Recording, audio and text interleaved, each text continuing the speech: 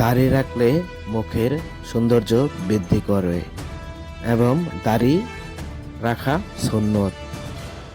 মানিকগঞ্জ গিওর উপজেলা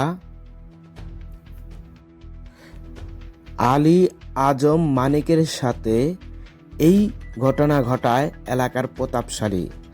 তার কারণে দাড়িওয়ালাকে কিভাবে নির্মমভাবে অত্যাচার করে, এই নিয়ে ঘিওর উপজেলায় মুসলিমবাসীরা নিন্দা প্রতিবাদ এবং বিক্ষোভ মিছিল করেন। দেখুন জেএমটিভি বাংলার বিস্তারিত। সবাইকে সাথে থাকার জন্য ধন্যবাদ। এলাকাবাসী জানান তাকে নিয়ে কঠোর থেকে কঠোরিত শাস্তি দাবি করে এলাকাবাসী।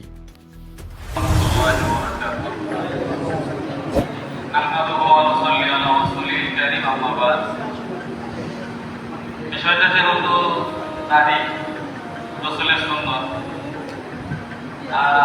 দাড়ি ধরার মাধ্যমে গোসলের সুন্নাহকেও বর্ণনা করা হয়েছে।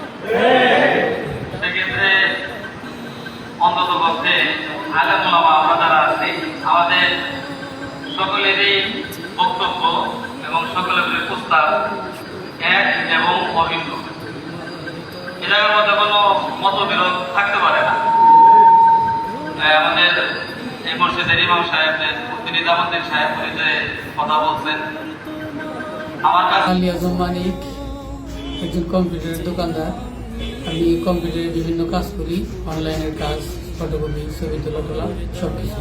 উনি আমার কাস্টমার হিসেবে আসতেন, উনি মাঝে মাঝে আসেন, এসে কাজ করান, কিন্তু যে বিল, তার যে বিল আসে টাকা, সে টাকা তিনি পরিশোধ করেন না। 100 টাকা বিল আসলে 10-20 টাকা দেন, টাকা চাইলে তিনি আমার উপর চোখ রাঙান, বিভিন্ন হুমকি টুমকি দেন। আর উনি এলাকার স্থানীয়, পাশেই বাড়ি, সেই ভয়ে আমিও তেমন কিছু বলতাম না। গতকালকে তিনি আমার কাছে কাজের অজুহাতে আসছেন, কিছু এলোমেলো দলিল নিয়ে, যেগুলো আমার করা সম্ভব হয়নি। আমার হাতে সময়ও ছিল না, তারপর আরো অন্যান্য কাজ ছিল, বিভিন্ন কারণে আমি করতে পারিনি। না করতে পারার কারণে সে আমার উপর চাপ প্রয়োগ করে। চাপ প্রয়োগ করলে আমি বলি, না ভাই আমার করা সম্ভব না, আমার এখন সময় নেই।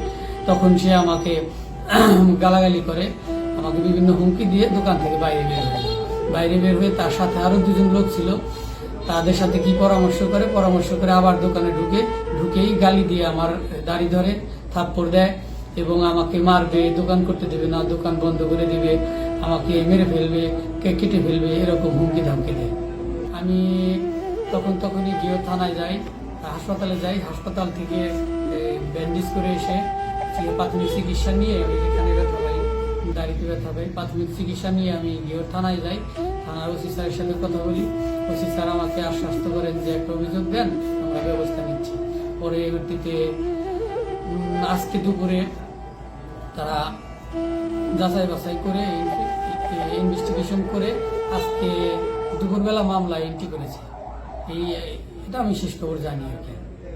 ব্যবসায়ী মানুষ, আমি কোনো প্রকার রাজনৈতিক দলের সাথে জড়িত নই এবং আমি সময়ও পাই না কোথায় যাওয়ার, শুধু ব্যবসার কাজে।